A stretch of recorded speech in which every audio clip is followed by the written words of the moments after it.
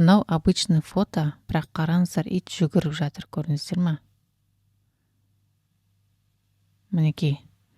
Сәлеметсіздер ме, қалайсыздар? Менің каналыма қош келдіңіздер. Подписаться етіп кетіңіздер, комментарияға тілектеріңізді жазып кетіңіздер, лайк басып кетіңіздер.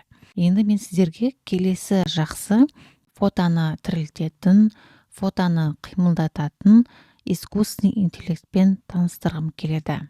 Googleға Hailuo деп жазамыз. Яғни бұл сайттың атауы сондай. Бұл китайский сайт бізде. Hailuo деген. Бұл Қытайдың искусственный интеллекті. Мына осы жерде мына бірінші тұрған Hailuo дегенге кіреміз. Бұл сайт осылай басталады.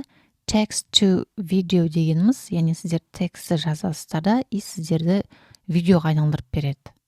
Немесе сізде өзіңізде бір дайын фото бар, соны сіз видео қылып тірілткенін қаласаңыз, мынаны басасыз. Image to video деген. Image деген ол фото деген сөз. Алдымен сіздер мына жерде sign in деп тіркелу керексіздер.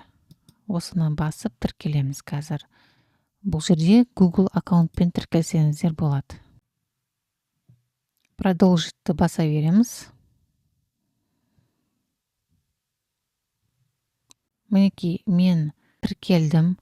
Жатып тұрған 8, бұл бізге шексіз деген санды білдіреді. Яғни сіздер бір күн, по-моему, бір-екі күн шексіз пайдалана аласыздар. Одан кейін сіздерде бұл жерде лимит тұрады, яғни күніне 70 или күніне 100 лимит болады. Әрбір фотоға 30 лимиттен кетеді. Егер сіздер алғаш Google аккаунтпен тіркелген болсаңыздар, сіздерде шексіз болады ол.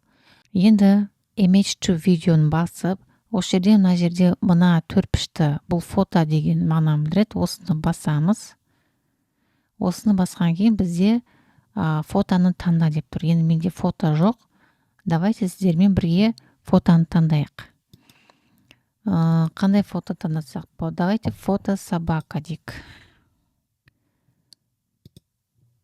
Мінекей, осы жерде бір фотоны алып сіздермен тірілтейік. Так, мысалы маған мына фото ұнап тұр.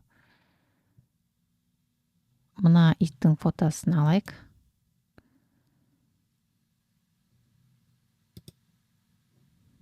Мінекей, өзіме сохранить етіп алдым. Тағы да бір фотоны алайық, өзімізге ұнаған. Так, давайте мына фотоны алып көрейік. Осы ит жүгіре ме, әлде қимылдамай ма, көреміз,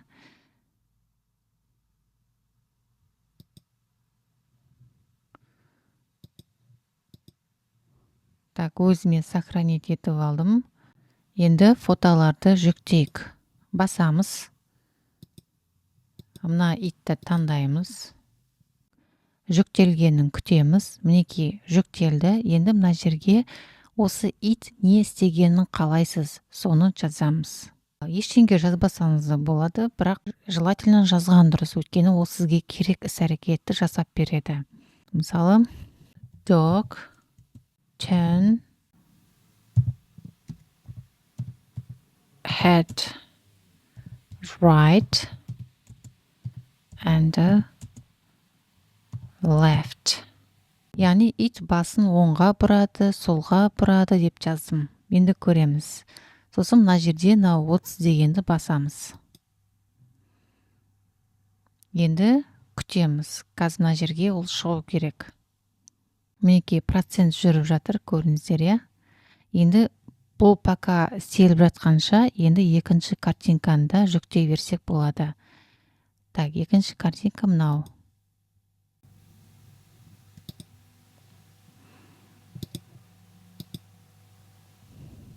Мына жерге не істеу керек екенін жазамыз.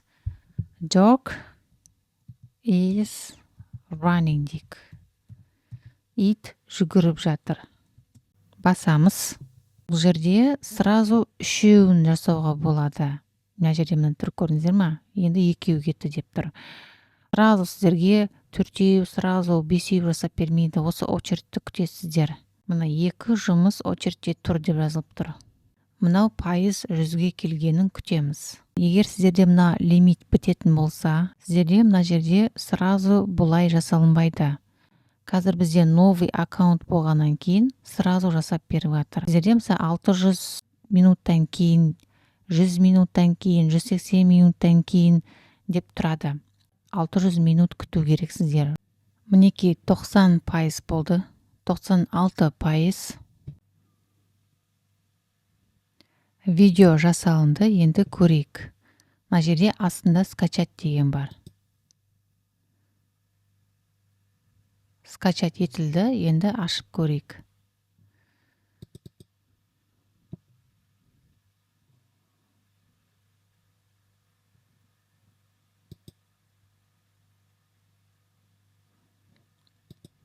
Мінекей осылай шықты. Біздің екінші фотомыз бітті, енді көрейік. Мына жерде скачать деген тұр, басамыз. Скачать етілді, енді ашып көрейік.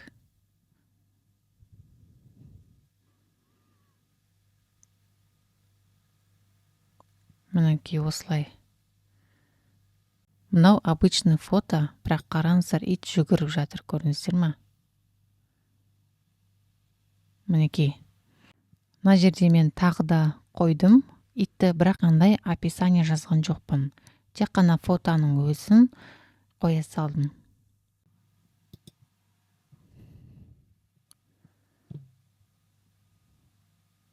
Мінекей. Енді кішкене көздері қисайып кетіпті, я. Енді сіздер жасай берсеңіздер, бұдан да жақсы нәтижелер шығады. Ұнаған болса, лайк басыңыздар, комментарияға сұрақтарыңызды қойыңыздар, тілектеріңізді жазыңыздар, және подписация етіп кетіңіздер.